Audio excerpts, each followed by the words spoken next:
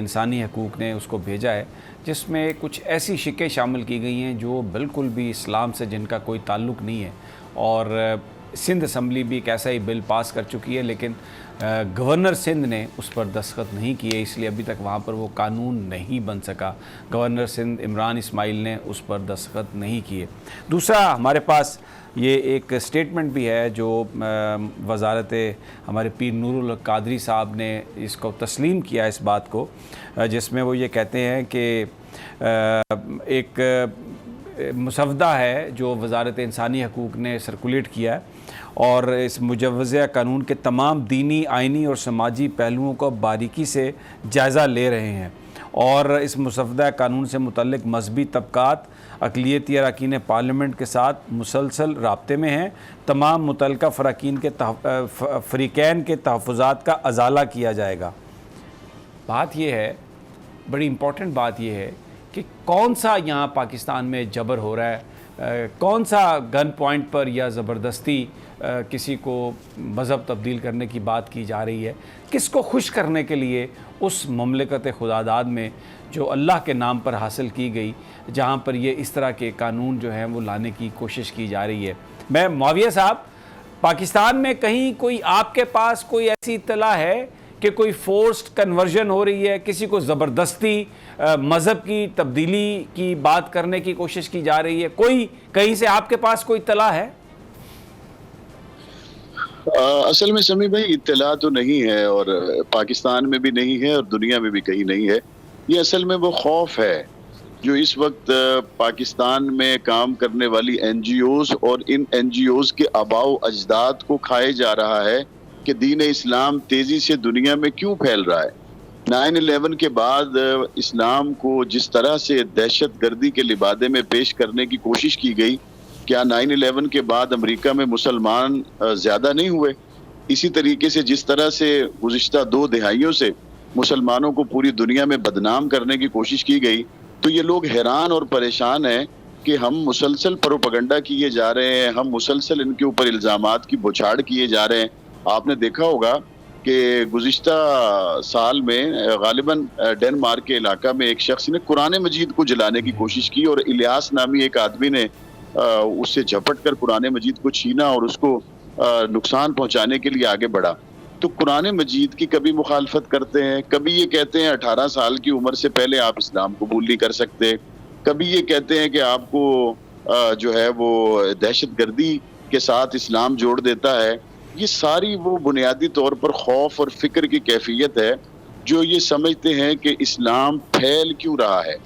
اب ان بیچاروں کو یہ پتہ نہیں ہے کہ اللہ تعالیٰ نے هو الذی ارسل رسولہ بالہدی ودین الحق لیظہرہ علی الدین کلہ، اللہ تعالیٰ نے اس دین اسلام کو غالب کرنے کے لیے بھیجا ہے، اور اس نے پھیلنا ہی پھیلنا ہے، اور دین اسلام دین فطرت ہے۔ قرآن مجید کو جن لوگوں نے بھی اعتدال کے ساتھ پڑھا ہے، سوائے اس کے کوئی نتیجہ نہیں نکلا کہ وہ لوگ دائرہ اسلام میں داخل ہو گئے۔ جنہوں نے حضور علیہ السلام کی تعلیمات کو سنا، کسی سے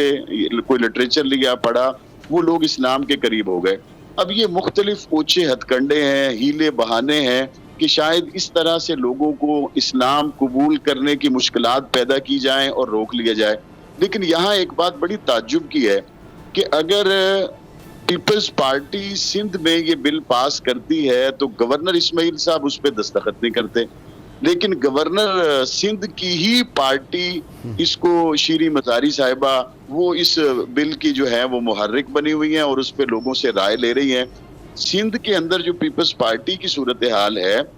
اگر ہم یہ کہیں کہ میں نے جس طرح پہلے عرض کیا کہ یہ سارا تحریک انصاف کا یا موجودہ حکمرانوں کا کیا دھرا ہے، تو پیپلز پارٹی تو نئے حکمرانوں میں نہیں ہے، وہ تو پرانے لوگ ہیں۔ اور مجھے حیرانی ہوتی ہے کہ انہی لوگوں کے بزرگوں کو جب دیکھا جاتا ہے تو ذوالفقار علی بھٹو، جس نے حضور علیہ السلام کی عزت کا قانون بنایا اور قادیانیوں کو غیر مسلم اقلیت قرار دیا،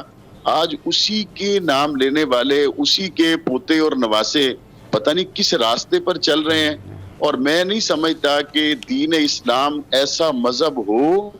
جس کو کسی کو زور زبردستی قبول کروایا جائے۔ دین اسلام میں تو اپنی چاشنی اتنی ہے، اپنی کشش اتنی ہے کہ جو بندہ اس کو پڑھ لیتا ہے۔ میں قریب کی مثال دے دیتا ہوں۔ سمیع بھائی، کابل فتح ہوا ہے، آپ کیا مجھے بتا سکتے ہیں کہ تاریخ اسلام میں مسلمانوں کے علاوہ کوئی اور مثال اس طرح کی دنیا پیش کر سکے؟ آپ اس اسلام سے لوگوں کو دور کرنا چاہتے ہیں جنہوں نے 20 سال زخم کھانے کے بعد اپنے نبی صلی اللہ علیہ وسلم سے یہ امن اور محبت سیکھی کہ جب ان کو کابل کے اوپر موقع ملا انہوں نے کہا لا تثریب علیکم اليوم۔ اب آپ مختلف این جی اوز سے یا مختلف جو ہے وہ ہمارے اقتدار کے ایوان ہیں ان سے بل بنوانے کی جتنی مرضی کوشش کریں، لیکن کیا جو مسلمانوں کا اجتماعی عمل جو اسلام سے محبت اور رحم اور امن کے حوالے سے کابل سے نکل کر گیا ہے اور فتح مکہ تک اس کی ایک کڑی جڑی ہوئی ہے، کیا اس کی خوشبو دنیا تک نہیں پہنچے گی؟ کیا لوگ نہیں دیکھیں گے یہ کون لوگ ہیں جو اس طرح سے اپنے زخموں کو سی لیتے ہیں اور اس طرح سے معاف کرنے کا ان کے اندر ایک مادہ ہے؟ تو یہ ساری وہ چیزیں ہیں جو اسلام کو روکنے کے لیے اور کسی طور سے بھی اسلام کی بڑھتی ہوئی قوت کو کم کرنے کے لیے ایک نتیجہ نکلنے والی کمزور کوشش ہے۔ اس کے علاوہ میں سمجھتا ہوں اس کے اندر کوئی حقیقت نہیں ہے کہ کسی جگہ پہ کوئی جبر ہو رہا ہو اور اس کی وجہ سے یہ قانون آپ کو لانے کی ضرورت پیش آئی ہو، کسی جگہ پہ کوئی ایسی چیز ہو۔ اسلام کے علاوہ دنیا میں اور کوئی مذہب ایسا رہا ہی نہیں کہ جس مذہب کو پڑھنے کے بعد لوگ اس کے قریب ہوں۔ ایک اسلام ہی ایسا مذہب ہے، قرآن محفوظ ہے، حضور علیہ السلام کا فرمان محفوظ ہے، تو ایک بھٹکتی ہوئی روح، ایک بھٹکتا ہوا انسان، وہ خواہ یورپ میں ہو، خواہ امریکہ میں ہو، عرب و عجم میں کسی بھی جگہ پر ہو، جب اس کو دین اسلام کی طرف بلایا جائے گا اور وہ قرآن مجید پر نظر کرے گا،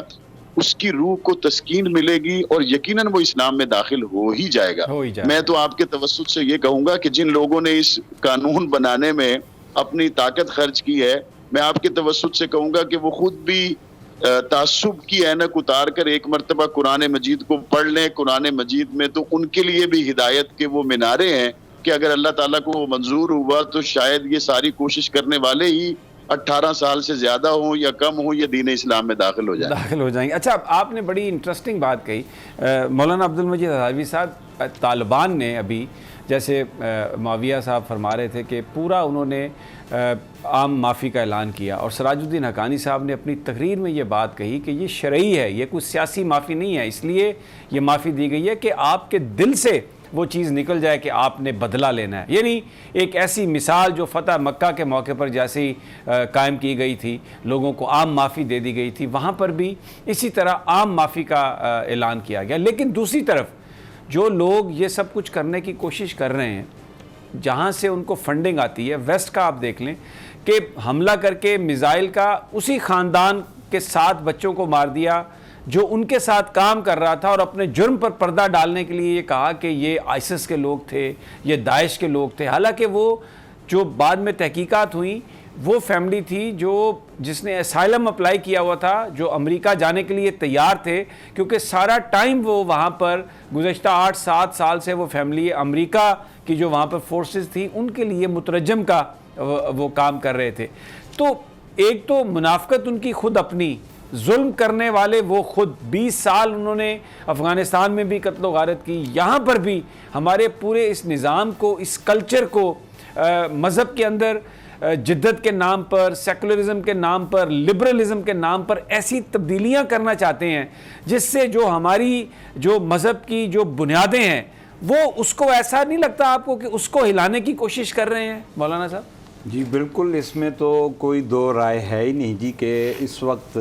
مغرب جو ہے وہ سب سے زیادہ خوفزدہ ہے اسلام سے، اور گزشتہ یہ آپ یوں سمجھیں کہ 20-25 سالوں سے پوری دنیا کفر وہ ایک نقطے پر مجتمع ہے کہ کس طرح اسلام کو بدنام کیا جائے۔ کبھی اس کو دہشت گردی کے ساتھ جوڑا گیا، کبھی جناب من اس کو شدت پسندی کے ساتھ جوڑا جاتا ہے، کبھی بنیاد پرستی کے ساتھ جوڑا جاتا ہے، کبھی تنگ نظری کے ساتھ جوڑا جاتا ہے، کبھی جہالت کے ساتھ جوڑا جاتا ہے، کیونکہ مغرب یہ سمجھتا ہے، دنیا کفر یہ سمجھتی ہے، اور ہماری بدقسمتی یہی ہے کہ آج آپ دیکھ لیں کہ پوری دنیا میں اس وقت عملی طور پر اسلامی نظام اور نبی کریم صلی اللہ علیہ وسلم نے جو انسانیت کی فلاح اور انسانیت کی کامیابی کے لیے جو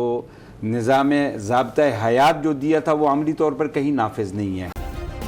سبسکرائب کریں اور بیل دبائیں تاکہ کوئی خبر رہ نہ جائے۔